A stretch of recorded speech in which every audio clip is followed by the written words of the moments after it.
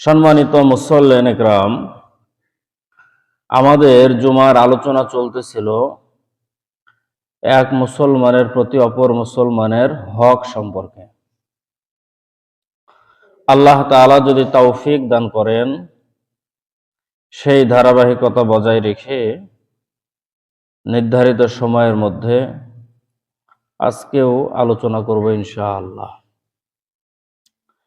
রাসূলুল্লাহ সাল্লাল্লাহু আলাইহি ওয়াসাল্লাম এক মুসলমানের প্রতি অপর মুসলমানের ৬টা হকের কথা বলেছেন। আমরা খেয়াল করে শুনব, মনোযোগ সহকারে শুনব এবং কথাগুলো মনে রাখার চেষ্টা করব। ১ নাম্বার, এক মুসলমান অপর মুসলমানের সঙ্গে দেখা হলে সর্বপ্রথম সালাম দেওয়া। ২য় নাম্বার, হাসির উত্তর দেওয়া। ৩ নাম্বার, দাওয়াত দিলে দাওয়াত গ্রহণ করা। ৪ নাম্বার, সব সময় অপর মুসলমানের কল্যাণ কামনা করা।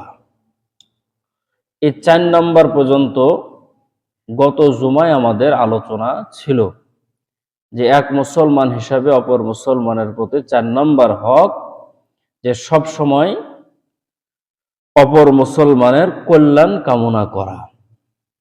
৫ নাম্বার, যখন অপর মুসলমান ভাই অসুস্থ হবে তখন তাকে দেখতে যাওয়া। এটা এক মুসলমানের প্রতি অপর মুসলমানের হক।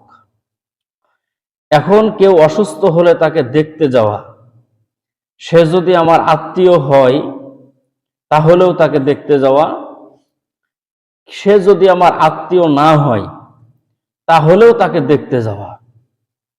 রাসূলুল্লাহ সাল্লাল্লাহু আলাইহি ওয়াসাল্লাম হাদিস শরীফের মধ্যে বলেন, যদি কোনো মুসলমান অসুস্থতার কথা শুনে আরেক মুসলমান তাকে দেখার জন্য যায়, যতক্ষণ পর্যন্ত সে তাকে দেখার জন্য রাস্তার মধ্যে হাঁটতে থাকে, সে নিজ বাড়িতে ফেরা পর্যন্ত একজন রহমতের ফেরেশতা তাকে ডাক দিয়ে বলতে থাকে যে আল্লাহ পাক রব্বুল আলামিন তোমার কল্যাণ করুক, তুমি কল্যাণের পথে চলতেছো। সুবহানাল্লাহ। রাসূলুল্লাহ সাল্লাল্লাহু আলাইহি ওয়াসাল্লাম বলেন, আরেকজন ফেরেশতা তাকে ডাক দিয়ে বলে যে তুমি কল্যাণময় হয়ে গেছো। এবং নবীজি বলেন যে সে যে দীর্ঘ পথ অতিক্রম করে অপর ভাইকে দেখার জন্য গেছে, সে কি মনে করে যে গাড়িতে চললাম বা পায়ে হাঁটলাম, অপর মানুষের বাসায় গেলাম, কিছু হাদিয়া নিয়ে গেলাম, বিষয়টা তা না। নবীজি বলেন, যতক্ষণ সে রোগী দেখার কাজে ব্যস্ত থাকে এ সময়টুকু সে যেন জান্নাতের ফল সংগ্রহ করতে থাকে। এবং নবীজি সাল্লাল্লাহু আলাইহি ওয়াসাল্লাম বলেন যে অসুস্থ মানুষকে কেউ যদি দেখতে যায় তো আল্লাহ পাক রব্বুল আলামিনের রহমতের ৭০,০০০ ফেরেশতা তার জন্য দুআয়ে মাগফিরাত করতে থাকে।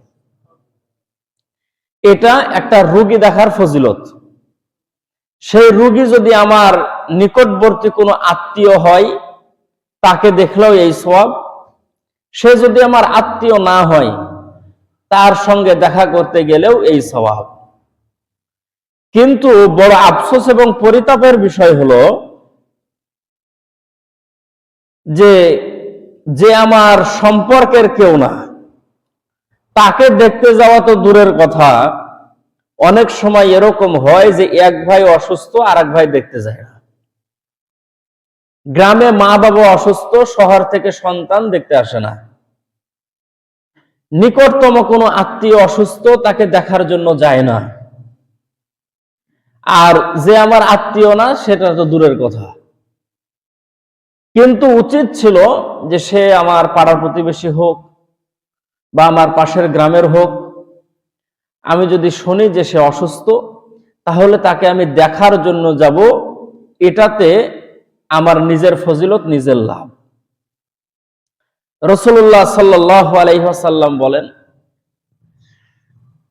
যে কেউ যদি কোনো রোগীকে দেখার জন্য কোনো হাদিয়া যদি তার জন্য নিয়ে যায় তো আল্লাহ পাক রব্বুল আলামিনের পক্ষ থেকে বলা হয় যে বান্দা, তুমি আমার এক বান্দাকে দেখার জন্য তুমি কিছু হাদিয়া নিয়ে গেছো, তুমি অপেক্ষা করো, আল্লাহ পাক রব্বুল আলামিন আমার ফেরেশতারা তোমাদের জন্য জান্নাতে অপেক্ষা করতেছে।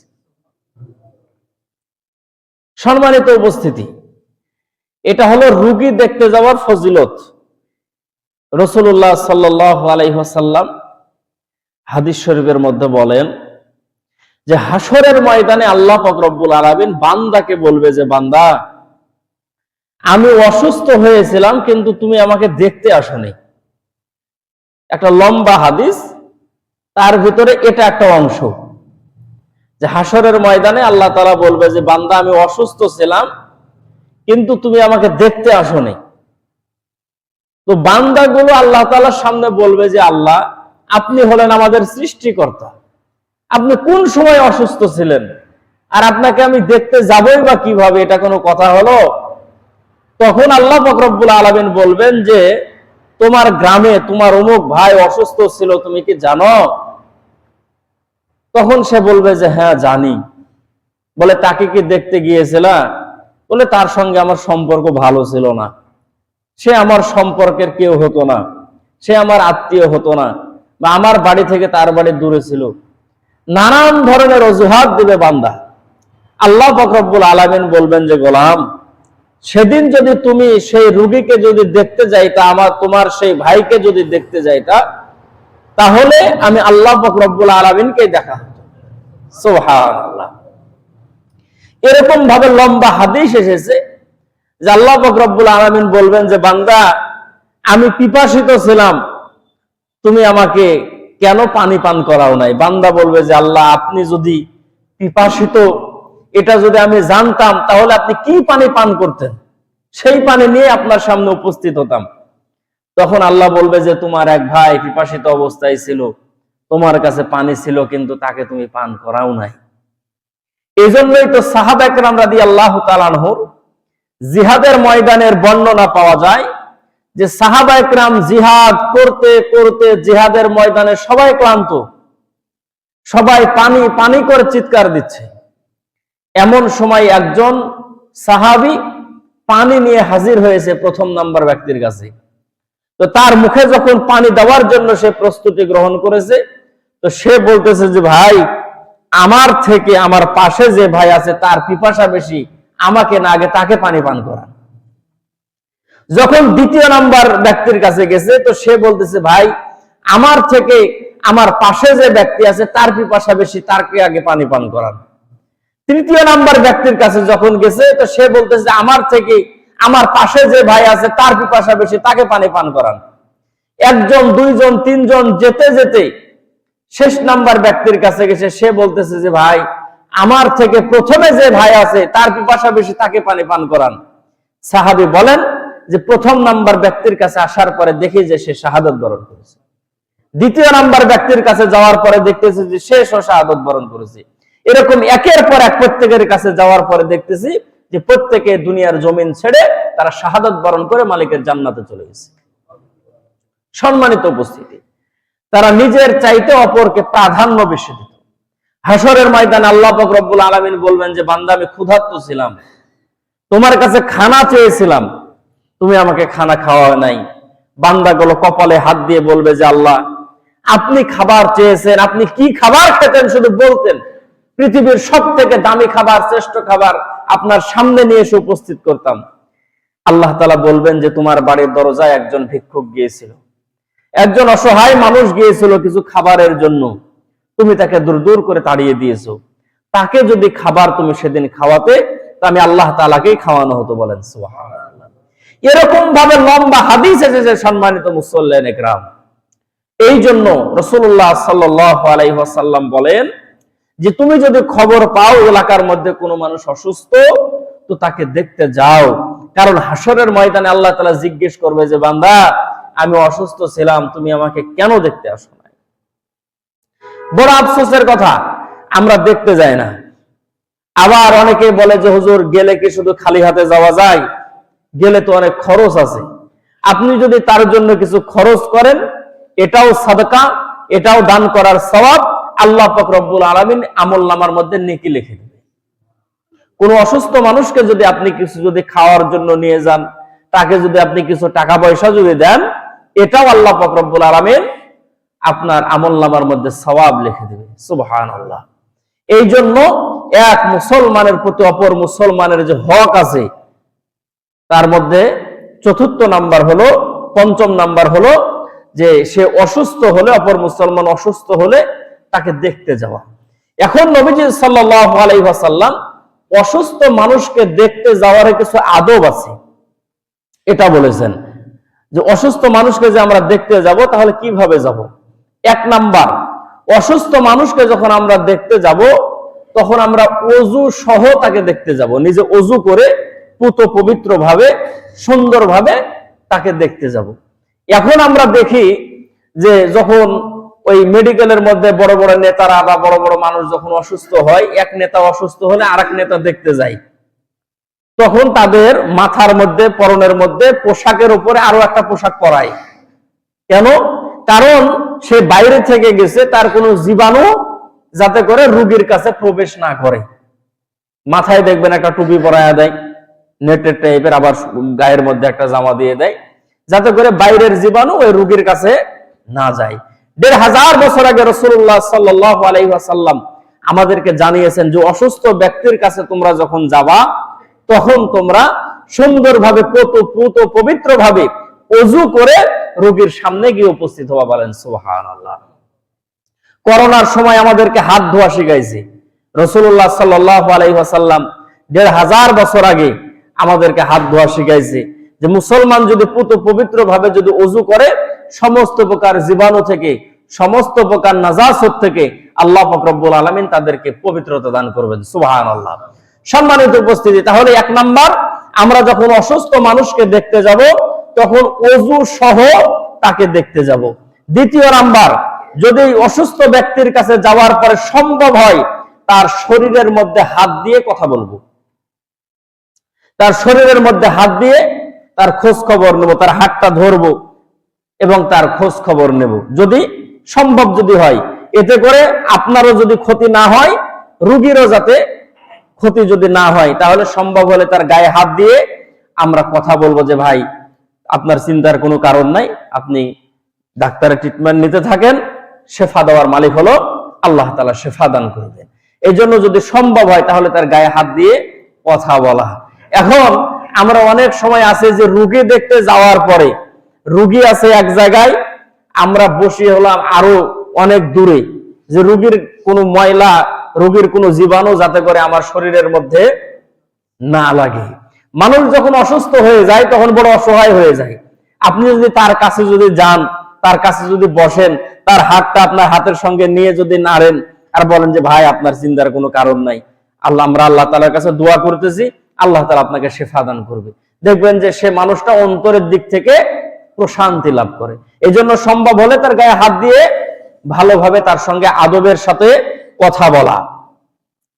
তৃতীয় নাম্বার, রোগীকে দেখতে যাওয়ার পরে রোগীকে সান্ত্বনা দেওয়া যে ভাই চিন্তার কোনো কারণ নাই, এর থেকে বড় বড় মানুষ বড় বড় রোগে আক্রান্ত হয়েছে, সুস্থ হয়ে গেছে। আপনি তওবা করেন, ইস্তেগফার পাঠ করেন, আপনি যদি পারেন বসে বসে শুয়ে শুয়ে আপনি নামাজ আদায় করেন, আল্লাহ তাআলার কাছে দোয়া করেন, ঔষধগুলো ঠিক মতো খেতে থাকেন, আমরাও দোয়া করতেছি, আল্লাহ তাআলা আপনাকে শেফা দিয়ে দিবে ইনশাআল্লাহ। তাকে হয়রানির মধ্যে না ফেলা, পেরেশানির মধ্যে না ফেলা। যাওয়ার পরে শুনলেন যে তার কোনো রোগ হয়েছে, আপনি এমন ভাবে মুখ চোখ কালো করলেন, আহা হা যে রোগ হয়েছে ভাই, আমার ভাইরা অমুক ভাইয়ের অমুক ভাইয়ের অমুক এই রোগ হয়েছে, এই রোগেই মারা গেছে ভাই। তাহলে আমি অসুস্থ আর আমার সামনে যাওয়ার পরে যদি বলেন যে এই রোগে আরেকজন মারা গেছে, তাহলে হয়তো 3 দিন পরে মরার কথা হয়, 1.5 দিন আগে যে আমি এখন মরি মরি ভাব। এই জন্য সে পেরেশানির মধ্যে পড়বে এরকম কোনো কথা না বলা, তাকে সান্ত্বনা দেওয়া যে ভাই চিন্তার কোনো কারণ নাই, আপনি যদিও বা জানতে পারেন সে মারাত্মক রোগে আক্রান্ত, তারপরেও তাকে সে ভয় পাবে, সে পেরেশানির মধ্যে পড়বে, এরকম কোনো কথা না বলা, তাকে সান্ত্বনা দেওয়া। আমরা তাকে সান্ত্বনা দেব রোগীকে দেখতে গেলে। চতুর্থ নাম্বার, রোগীর কাছে বেশি সময় অবস্থান না করা। রোগীকে দেখতে গেলেন, এটা আমাদের গ্রামে অনেক সময় এরকম হয় যে রুগীকে দেখতে আসার পরে রুগীকে নিয়ে বাড়ির মানুষ এক পেরেশানি, আর 3 মাইক্রো মানুষ আবার রুগীকে দেখতে এসে 3 দিন আবার বাড়ি বসে। এখন রুগীর সেবা করবে না 3 মাইক্রো আত্মীয় স্বজন এসে ওদের সেবা করবে? রুগীর কাছে বেশি সময় অবস্থান না করা। হ্যাঁ, এরকম যদি হয় যে আপনার পাশের গ্রাম, আপনি তার কাছে গেছেন, সে আপনার বন্ধু মানুষ, কাছের মানুষ, সে আপনার সঙ্গে গল্প করলে তার ভালো লাগতেছে, এরকম যদি হয় তাহলে তার কাছে আপনি দীর্ঘ সময় অবস্থান করতে পারেন। রোগীর যদি কোনো ক্ষতি যদি না হয় তাহলে সেক্ষেত্রে আপনি রোগীর কাছে বেশি সময় থাকতে পারেন। তাছাড়া আপনার থাকার কারণে রোগীর যদি সমস্যা হয়, কষ্ট হয়, তাহলে বেশি সময় রোগীর কাছে অবস্থান করা যাবে না। এটা 1500 বছর আগে আমাদেরকে শিক্ষা দিয়েছেন মুহাম্মদুর রাসূলুল্লাহ সাল্লাল্লাহু আলাইহি ওয়াসাল্লাম, যে রোগীর কাছে যাওয়ার পরে বেশি সময় অবস্থান করবা না। হ্যাঁ, যদি তুমি থাকার কারণে রোগীর যদি ভালো লাগে, যে দোস্ত তুমি আসছো, তোমার সাথে কথা বলে ভালো লাগতেছে, অনেকদিন থেকে অসুস্থ, বাইরে যেতে পারি না, তুমি কিছু সময় আমার কাছে থাকো, তোমার সাথে কিছু কথা বলি, এরকম যদি বিষয় হয় তাহলে তার কাছে আপনি অবস্থান করতে পারেন, এটা রোগীর সুবিধার্থে।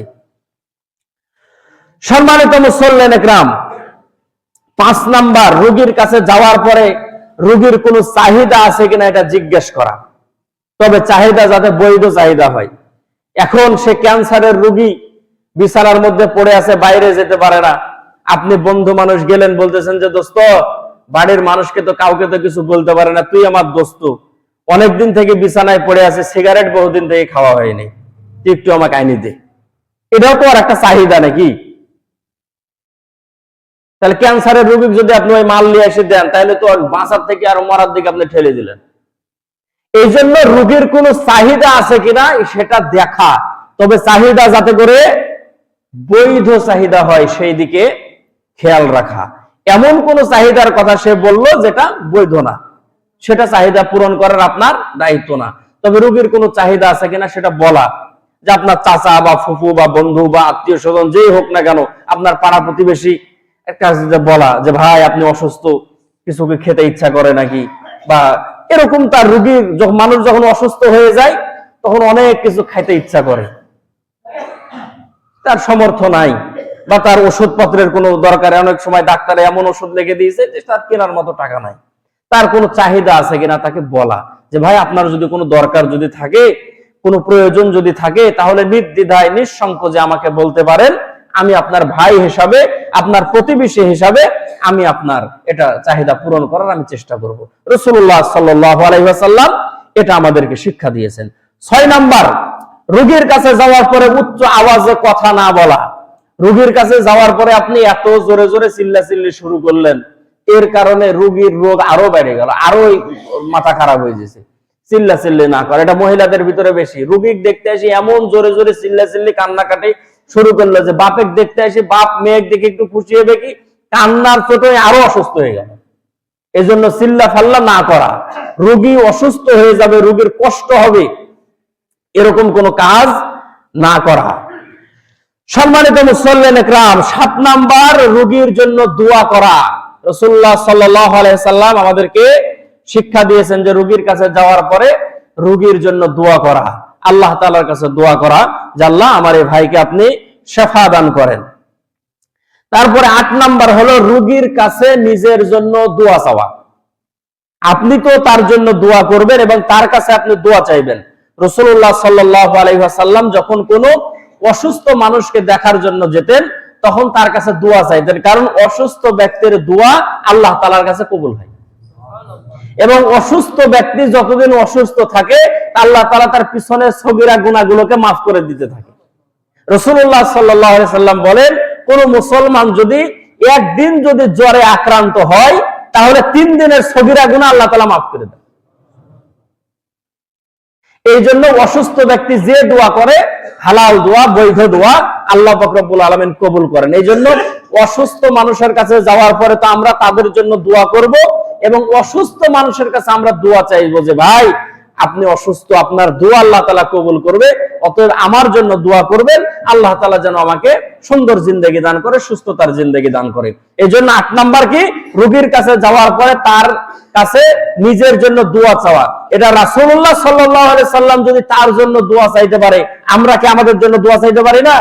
অবশ্যই আমরা অসুস্থ মানুষকে দেখতে গেলে তার জন্য আমরা নিজের জন্য তার কাছে আমরা দোয়া চাইব। 9 নাম্বার, রোগী যদি মুমূর্ষ রোগী যদি হয়, যে আপনি বুঝতে পারতেছেন যে রোগী আর বাঁচবে না, দুনিয়ার জমিন থেকে বিদায় নিয়ে চলে যাবে, এরকম যদি আপনি বুঝতে পারেন যে সে মৃত্যুবরণ করবে, একেবারে বিছানার সঙ্গে লেগে গেছে, সে আর সুস্থ হওয়ার কোনো সম্ভাবনা নাই, এরকম রোগী যদি হয়, তাহলে আপনার যদি জানা থাকে, সম্ভব যদি হয়, তাহলে তার কাছে বসে সূরা ইয়াসিন তেলাওয়াত করা।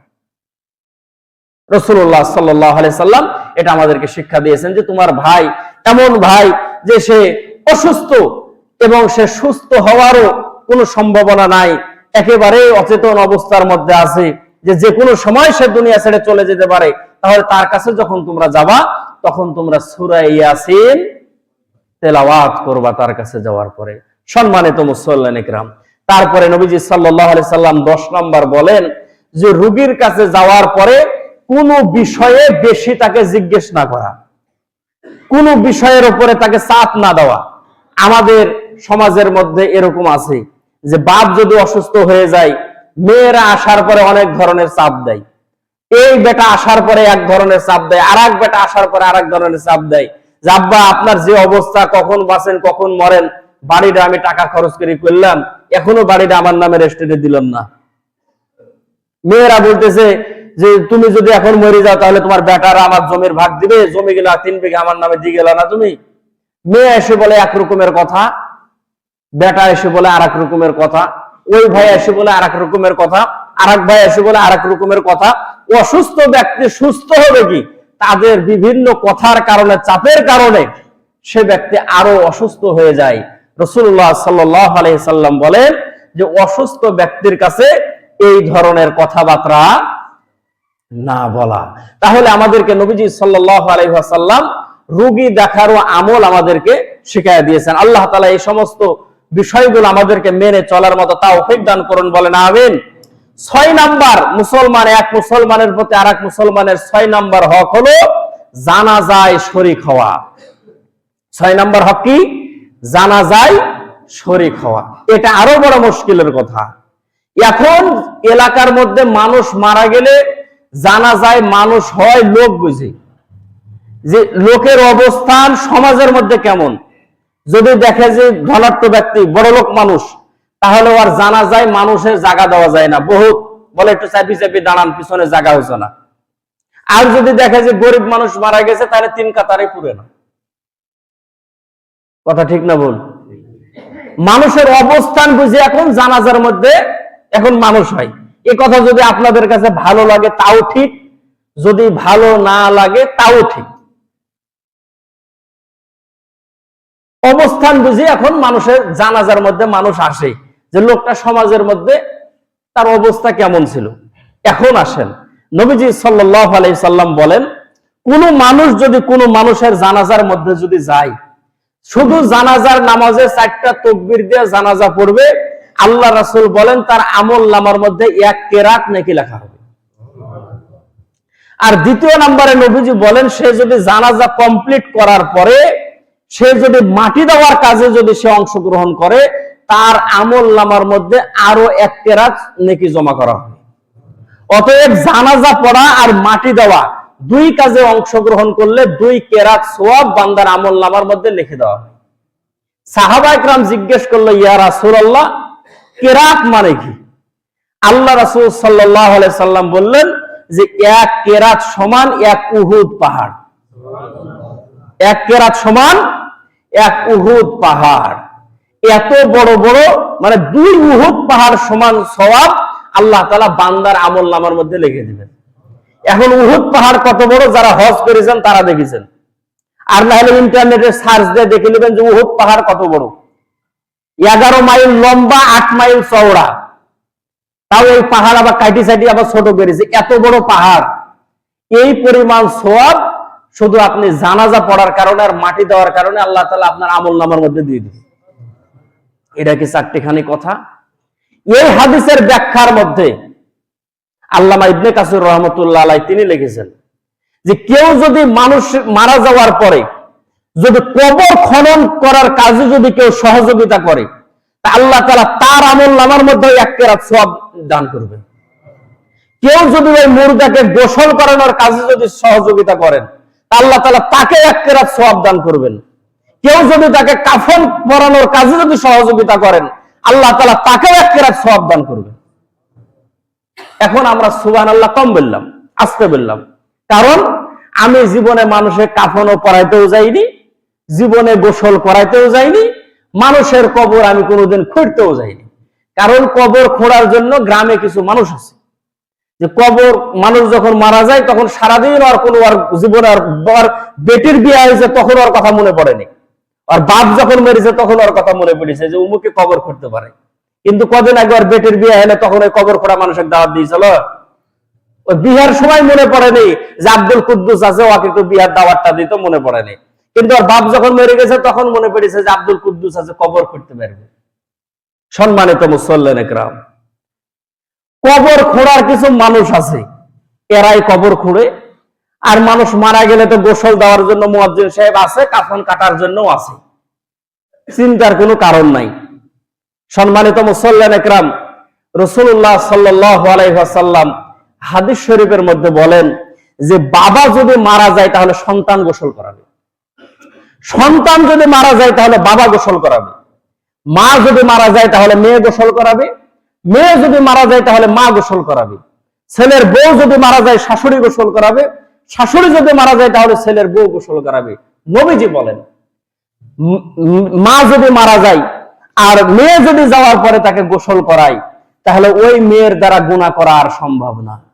কারণ সে যখন তার মায়ের নিথর দেহটা নিজের হাত দিয়ে দিয়ে যখন গোসল করাবে, তখন তার চিন্তা হবে যে মা দুনিয়ার জমিন থেকে বিদায় নিয়ে চলে গেছে, আমাকেও দুনিয়ার জমিন থেকে বিদায় নিয়ে চলে যেতে হবে।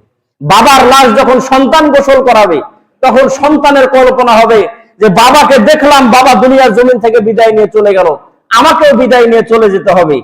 আর আমাদের এলাকার নিয়ম হলো যে যে মরুক না কেন এসে মুয়াজ্জিন সাহেব ডাকে, কাকা একটু আমার আব্বা মারা গেছে, আমার দাদা মারা গেল, আমার নানা মারা গেল, একটু আসেন একটু গোসল করাই দেন। মুয়াজ্জিন সাহেবের কন্ট্রাক্টরে বেরিয়েছে, জীবনে আপনার বাপের যে গোসল করাইলো, দাদার যে গোসল করাইলো, জীবনে মুয়াজ্জিন সাহেবের 2000 টাকা দিয়েছেন?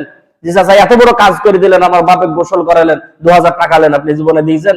এখন আবার আপনারা ফতোয়া দিবেন যে গোসল করায় টাকা লওয়া জায়েজ আছে। তা আপনার বাপের গোসল করাতে হবে, এটা কি আমার টাকা বেরিয়েছে? আপনার বাপ মারা গেছে, আপনি গোসল করাবেন, আপনার দাদা মরে গেছে, আপনি গোসল করাবেন। টাকা নিলে তখন মৌলভী সাহেবের দোষ হয়ে গেল যে টাকা নিলেন কেন? আপনার বাবা প্রসব যখন মারা গেছে তখন প্রসাব করে দিয়েছে, পায়খানা করে দিয়েছে, ওটা সাফ করাকে মৌলভী সাহেবের টাকা বেরিয়েছে? এটা কি দায়িত্ব নাকি? এটা কার দায়িত্ব? যার আত্মীয় তার দায়িত্ব, যার বাবা মারা গেছে, যার মা মারা গেছে তার দায়িত্ব। গোসল করাতে হবে কিভাবে সেটা জানি না, কাফন কাটতে হবে কিভাবে সেটা জানি না, কবর খুঁড়তে হবে কিভাবে সেটাও জানি না। বলে কয় হাত কবর খুঁড়তে হবে হুজুর বলে দেন, কোন জায়গায় কবর খুঁড়তে হবে এটা বলে দেন, কি সাইজের কবর কাটতে হবে এটা বলে দেন।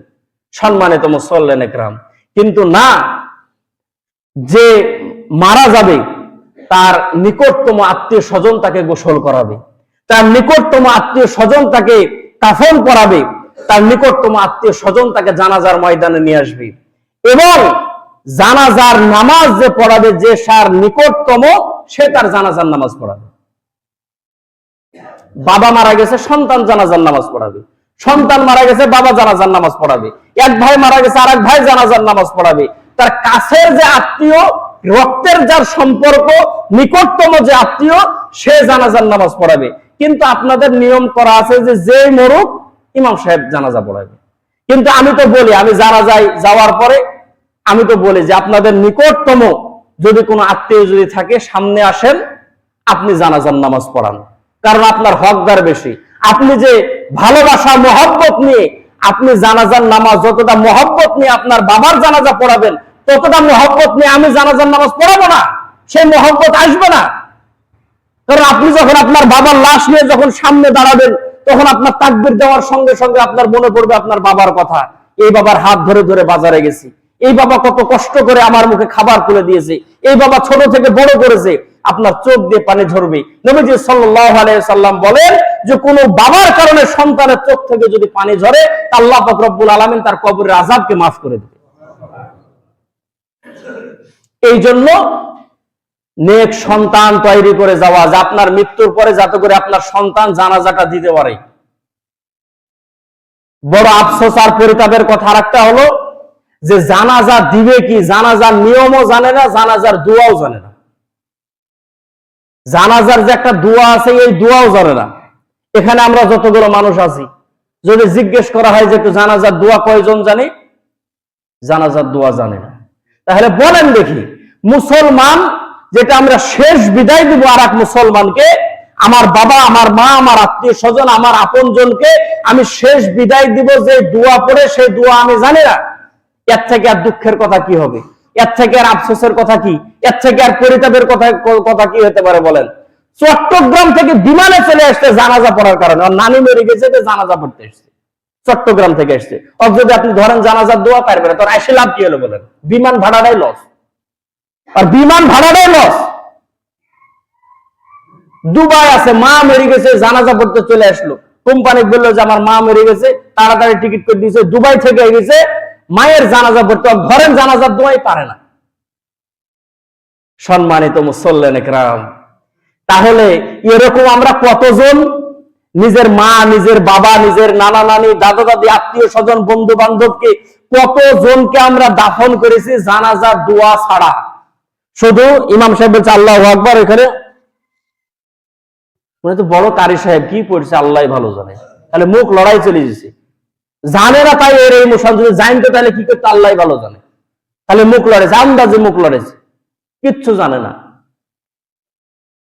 তাহলে যারা আমরা জানাজার দোয়া জানি না, এই জানাজার দোয়া শেখার দরকার জোরে বলেন আছে না নাই? অবশ্যই আছে, অবশ্যই দরকার। এই জানাজার নিয়ম, প্রথম তাকবীর দেওয়ার পরে জানাজার নামাজে 4টা তাকবীর, প্রথম তাকবীর। এখন জানাজার নামাজে তাকবীর 4টা, হাত বাইন্ধে থবেন না, হাত চাইবেন, এটা নিয়ে আবার তেরা তাকায় যে হাত তুলছে না চাইছে। 4টা তাকবীরে অনেকে সূরা ফাতিহা, অনেকে ইখলাস পড়ে। জানাজার নামাজ, এখানে নামাজ শব্দ অর্থ হলো দোয়া। নামাজের কয়েকটা অর্থ আছে, সলাতের কয়েকটা অর্থ আছে। কোন সময় সলাত যদি আসে, কোন সময় দোয়া হয়, কোন সময় নামাজ হয়, কোন সময় দরুদ হয়, কোন সময় রহমত হয়। সলাতুল জানাজা এটা হলো দোয়া। নামাজ যদি হতো তাহলে রুকুও থাকতো, সেজদাও থাকতো, এটা হলো দোয়া। আমরা প্রথম তাকবীর দেওয়ার পরে সানা পড়ি, দ্বিতীয় তাকবীর দেওয়ার পরে দরুদ শরীফ পড়ি, তৃতীয় তাকবীর দেওয়ার পরে জানাজার একটা দোয়া আছে, আল্লাহুম্মা আগফির লি হাইয়িনা ওয়া মাইয়িতিনা ওয়া শাহিদিনা, দোয়া আছে। চতুর্থ তাকবীর দেওয়ার পরে কোনো দোয়া নাই, সালাম। সহজ পদ্ধতি। কিন্তু এই অনেকে সানা পারে, দরুদ শরীফ মোটামুটি পারে, কিন্তু ওই যখন জানাজার দোয়ার কাছে যায় তখনই আর পায়জামা গরম হয়ে যায়। আমি একটা ঘটনা হয়তো জানাজার বইতে শোনাইছিলাম, একটা ওই ব্যারিস্টারের এক জীবনী পড়ছিলাম, তো সেখানে সে লিখেছে যে তার মা মারা গেছে, খবর গেছে, সে সমস্ত কাজ কামগুলো ফেলে সে মায়ের জানাজায় আসছে। মায়ের জানাজায় ইমাম সাহেব যখন বলেছে আল্লাহু আকবার, আল্লাহু আকবার, ঠিক আছে, আবার বলেছে আল্লাহু আকবার, ঠিক আছে। 3 নাম্বার তাকবীর যখন দিয়েছে, তো সে চিৎকার করে বেহুশ হয়ে পড়ে গেছে। চতুর্থ তাকবীর দিয়া ইমাম সাহেব নামাজ কমপ্লিট করেছে। এখন মানুষের চিন্তা ভাবনা হলো যে মা মারা গেছে, শোকে হয়তো বেটা বেহুশ হয়ে পড়ে গেছে। মাথায় পানি দেওয়া হলো, চিকিৎসা করা হলো, জিজ্ঞেস করা হলো যে কি ব্যাপার, এরকম সমস্যা হলো হঠাৎ করে, কারণটা কি? সে তখন উত্তরটা কি দিয়েছিল সে লিখেছে। সে তখন বলল যে বাংলাদেশের ভিতর যত লেখাপড়া ছিল সব শেষ করেছি, বিদেশ থেকে ডিগ্রি অর্জন করেছি। যখন প্রথম তাকবীর ইমাম সাহেব দিয়েছে, তো সানা আমার জানা ছিল, আমি পড়েছি। দ্বিতীয় তাকবীরে দরুদ শরীফ জানা ছিল, কোন রকম পড়েছি। তৃতীয় তাকবীর দেওয়ার পরে জানাজার একটা স্বতন্ত্র যে দোয়া আছে, এই দোয়া আমি জানি না। আমার অন্তরের ভিতরে আঘাত লেগেছে যে হাইরে সন্তান, বাবা মা এত লেখাপড়া শিখালো, আর আজকে মাকে আমি এমন ভাবে বিদায় দিতেছি যে মাকে বিদায় দেওয়ার শেষ যে একটা দোয়া আছে, এই দোয়া আমি পড়তে পারলাম না, আমি কষ্টে বেহুশ হয়ে পড়ে গেছি। সম্মানিত উপস্থিতি, আমরা অনেক লেখাপড়া শিখেছি, অনেক শিক্ষিত মানুষ গ্রামের মধ্যে, অনেক শিক্ষিত মানুষ, আলহামদুলিল্লাহ, ভালো কথা। কিন্তু শুদ্ধভাবে মায়ের জানাজাটা পড়াতে পারবে, বাবার জানাজাটা পড়াতে পারবে, নিজের আত্মীয় স্বজন মারা গেলে জানাজাটা পড়াতে পারবে, এরকম মানুষ কয়জন আছে বলেন? এটা কি শুধু ইমাম সাহেবের দায়িত্ব? এটা কি শুধু মুয়াজ্জিন সাহেবের দায়িত্ব? এটা কি শুধু এলাকার একজনের দায়িত্ব? না, যে মারা গেছে তার যে নিকটতম আত্মীয় সে তার জানাজার নামাজ পড়াবে, এটা হলো শরীয়তের নিয়ম। এখন আমরা পড়াই কেন? আপনারা পারেন না সেই জন্য পড়াই। মানুষ পারে না এই জন্য আমাদেরকে পড়াইতে হয়, আমরা পড়াই। কিন্তু যদিও ইমাম সাহেব যদি পড়াই, কিন্তু পিছনে দাঁড়ানোর পরে তো দোয়াটা তো আপনার করতে হবে। ইমাম সাহেব তাকবীর দিল, আপনি চুপ করে দাঁড়ায় থাকলেন, মনে কি একটা আফসোস আসে না যে মা বাবা দাদা দাদি নানা নানি কত মানুষকে মাটি দিলাম, দোয়া ছাড়াই মাটি দিলাম। কবরে মাটি দেওয়ার সময় কি দোয়া পড়তে হয় তাও জানি না, লাশকে কবরে রাখার সময় কি দোয়া পড়তে হয় তাও জানি না। তাহলে বলেন দেখে আমরা শিখলামটা কি, জানলামটা কি, বুঝলামটা কি? এটাই কি জীবন? ইসলামের বিধিবিধানগুলো জানলাম না, শেষ বিদায় দেওয়ার জন্য আমি 50 কিলোমিটার মোটর সাইকেল চালাই চলে আসলাম, জানাজার দোয়া ছাড়াই কোনো কিছু জানলাম না, 3 মুঠ মাটি দিয়ে তাড়াহুড়া করে চলে গেলাম, বাস শেষ হয়ে গেল। সম্মানিত উপস্থিতি, আপনাদের কাছে উদাত্ত আহ্বান থাকবে, এক মুসলমানের প্রতি অপর মুসলমানের যে 6টা হক আছে তার মধ্যে একটা হলো কি? জানাজায় শরীক হওয়া। আপনি জানেন আর না জানেন, বুঝেন আর না বুঝেন, আপনি চিনেন আর না চিনেন, আপনি যদি জানেন যে কোন ব্যক্তি মারা গেছে, আপনি জানাজায় শরীক হয়ে যাবেন ইনশাআল্লাহ। পারবেন তো? না এরকম চিন্তা করবেন যে ওই আমার কেউ হয় না, ওর জানাজা যাবো কেন, ও পাড়ার কে মারা গেছে, ওই মারা গেছে, তো ওর জানাজাতে আমি যাবো কেন? এটা আপনার চিন্তার দরকার নাই। আপনি দাঁড়াবেন, আপনি 4টা তাকবীর দিবেন, আপনি দোয়া করবেন তার জন্য, সম্ভব হলে তাকে আপনি মাটি দিবেন, আপনি চলে আসবেন, আপনার আমলনামার মধ্যে সওয়াব লেখা হবে। জানাজায় যাব এটা আমার জন্য যাব, এটা আমার সওয়াবের জন্য যাব। আমি জানাজায় গেলেই যে ও পার পায়ে যাবে এটা কিন্তু বিষয় না, আমি জানাজায় যাব এই জন্য আল্লাহ তাআলা সওয়াব আমাকে দিবেন। সম্মানিত উপস্থিতি, এই জন্য কে আপন কে পর, কে কাছের মানুষ কে দূরের মানুষ, এটা বিবেচনা করে জানাজার মধ্যে আমরা যাব না। আমরা জানাজার মধ্যে যদি আমরা সংবাদ পাই, আমরা জানাজার মধ্যে শরীক হব। কে ধনী মানুষ, কে বড়লোক মানুষ, কে টাকাওয়ালা, কে গরিব, কে কার, কে ভ্যান চালায়, কে রিক্সা চালায়, কে মারা গেছে বলে অমুকে মারা গেছে, ও ঠিক আছে, বাস শেষ। বড় দুঃখের কথা যে মানুষ মারা গেলে কি করতে হয় এটা অনেকে জানে না। ইন্না লিল্লাহি ওয়া ইন্না ইলাইহি রাজিউন যে শুদ্ধ করে বলবে এটাও জানে না। মরে গেল শেষ, ওখানে যে দোয়া করবে এটাও আর নাই। সম্মানিত মুসল্লিন একরাম, এই জন্য শরীয়তের যে বিধিবিধানগুলো আছে এগুলো আমাদেরকে জানতে হবে। অনেকে আপনারা পিছনে আসছেন, আপনাদের জানার জন্য আরেকবার আপনাদেরকে স্মরণ করায় দিই। এক মুসলমানের প্রতি অপর মুসলমানের 6টা হক রাসূলুল্লাহ সাল্লাল্লাহু আলাইহি ওয়াসাল্লাম বলেছেন। 1 নাম্বার, এক মুসলমান অপর মুসলমানের সঙ্গে দেখা হলে তাকে সালাম দেওয়া। 2 নাম্বার, অপর মুসলমান হাসি দিলে হাসির উত্তর দেওয়া। 3 নাম্বার, কেউ যদি দাওয়াত দেয় তাহলে দাওয়াত গ্রহণ করা। 4 নাম্বার, সব সময় অপর মুসলমানের কল্যাণ কামনা করা। 5 নাম্বার, কেউ যদি অসুস্থ হয় তাহলে তাকে দেখতে যাওয়া। 6 নাম্বার, জানাজায় শরীক হওয়া। মনে থাকবে তো ইনশাআল্লাহ? ইনশাআল্লাহ। এবং প্রতিবেশীরও কিছু হক আছে, আল্লাহ তাআলা যদি সুযোগ করে দেয় আমরা আলোচনা করব ইনশাআল্লাহ। এখন শেষে 1 মিনিট একটা কথা, যে এই আজকের জুমা 27 তারিখ 2024 সালের শেষ জুমা, কথা বলেন ঠিক না? সামনে জুমা যত সম্ভব 3 তারিখে, এটা 25 সাল পড়ে যাবে। এখন 27 তারিখ, 28 তারিখ, 29 তারিখ, 30 তারিখ ভালোই যায়। 31 তারিখ থেকে মাগরিবের পর থেকে আবার শুরু হয় 31st নাইট। আবার গান বাজনা বিভিন্ন ধরনের অনুষ্ঠান করার জন্য যুবকেরা প্রস্তুতি গ্রহণ করে। এখন কিছু কিছু ছেলেপেলে মুস্কি মুস্কি হাসে, আমি যখন বলি ওরা হাসে যে হুজুর আপনি যতই বলেন, আমরা যা করতেছি আপনি বলার কাজ বলেন, আমরা করার কাজ আমরা করবো। আপনি 16 ডিসেম্বরে মানা করেছেন, আমরা কি বাদ দিয়ে দিয়েছি? আমাদের কাজ আমরা চালাইছি, রাত 12টা পর্যন্ত গান বাজাইছি, আপনি কি বাধা দিতে পেরেছেন? সম্মানিত উপস্থিতি, আমার কাজ হলো বলা। এখন কেউ যদি ইচ্ছা করে যদি আগুনের ভিতরে যদি ঝাঁপ দেয়, তাহলে তাকে কি আমি হাত ধরে আটকাতে পারবো? আমি একা মানুষ এখানে বসে থেকে আমার দায়িত্ব হলো আপনাদের কল্যাণকামী হিসাবে আপনাদেরকে বলা, যেগুলো আপনারা করেন না। তারপরেও যদি আপনারা ইচ্ছাকৃত ভাবে যদি গান বাজনা করেন, জাহান্নামের মধ্যে যদি আপনারা ইচ্ছা করে যদি আগুনের মধ্যে পড়ে যান, তাহলে এটা দুঃখ আফসোস। কিন্তু আমার তো আর একাই শক্তি নাই যে আপনাদের 500 জনকে টাইনে ধরে জান্নাতের দিকে নিয়ে আসা। সামিয়ে না ওয়াতানা ওমা আলাইনা ইল্লাল বালাগ, দায়িত্ব ছিল আমার বলা। এখন আপনি যদি মানেন তাহলে সফল, যদি না মানেন তাহলে এটা আফসোস। তবে আমার বিশ্বাস যে আলেম ওলামাদের দায়িত্ব এগুলো বলায়। এমন একটা সময় আসবে যে এই সমাজের যুবকেরা গান বাজনা থেকে, অপসংস্কৃতি থেকে অচিরেই দূরে সরে যাবে ইনশাআল্লাহ। আমি এখানে আসার পরে গল্প শুনেছি যে স্কুল ফিল্ডে এখন 16 ডিসেম্বরের অনুষ্ঠান হয়, এই স্কুল ফিল্ডে একসময় যাত্রা হতো। ঠিক আছে ভাই, একসময় যাত্রা হতো। এই সময় এই মসজিদের যারা ইমাম ছিল যাত্রার বিরুদ্ধে যুদ্ধ করেছে ওরা। কি যারা মুরব্বী আছেন কি বলেন, ঠিক না? ওই সময় যারা যাত্রা করতো হুজুররা দুশ্মন হয়ে গেছিল, আর যে কে বলবি আর ওয়াজ পাই না, খালি যাত্রার বিরুদ্ধে ওয়াজ করে, এটাই খালি আর বয়ান আছে, আর কিছু নাই।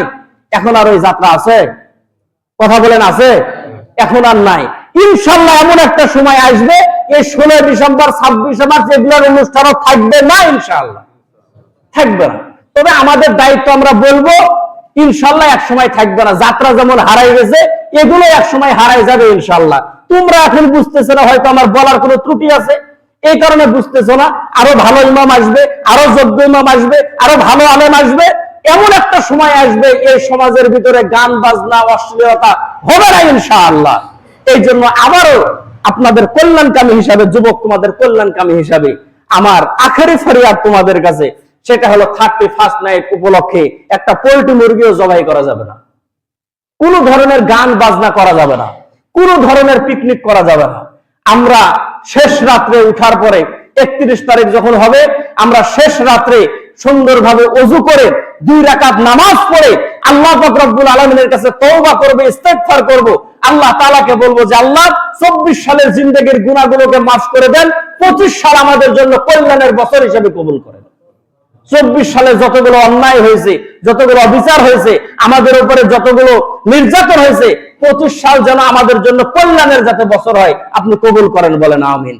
এই জন্য কোন ধরনের গান বাজনা, কোন ধরনের আতশবাজি, কোন ধরনের ফানুস ওড়ানো, কোন ধরনের পটকা ফোটানো, সমস্ত প্রকার অশ্লীল কাজগুলো থেকে, খারাপ কাজগুলো থেকে আল্লাহ তাআলার জন্য যুব সম্প্রদায়কে যেন আল্লাহ তাআলা হেফাজত করেন, বলেন আমিন।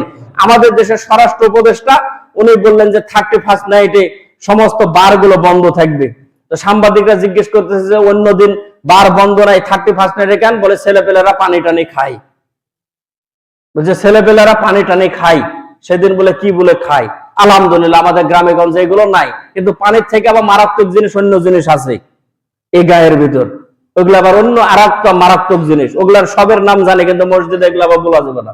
সম্মানিত মুসল্লিন একরাম, এই জন্য এই 31st নাইট উপলক্ষে কোন ধরনের গান বাজনা, বেহায়াপনা কোনো কাজের মধ্যে আমরা লিপ্ত হব না ইনশাআল্লাহ।